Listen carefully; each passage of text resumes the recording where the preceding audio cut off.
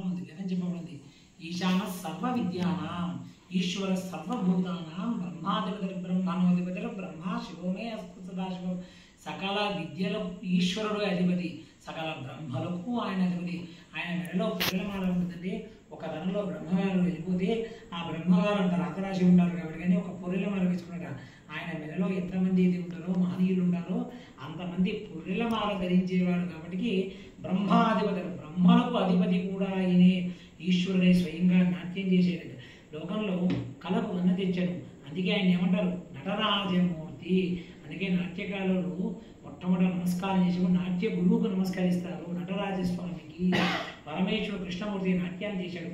ఈ నటరాజు ఉపాసించే మంత్రమే శ్లోకం ఈ విధంగా ఉంది. కాళీయస్య పనామధ్యే దివ్యం నృత్యం కరోద్య నమామి దేవకీ పుత్రం నృత్యన అజనమచ్చునం. అచ్యుతుడు దేవకీ పుత్రుని కాళీయుని పడగల మధ్యన దివ్యనాట్యమును నిర్వహించెను. ఆ నటరాజు నమస్కరించను. కృష్ణను వెంటనే నాట్యం చేయడం సంసిద్ధులుగా చూసి అప్పుడు వెంటనే భక్తులు చాలను కూడా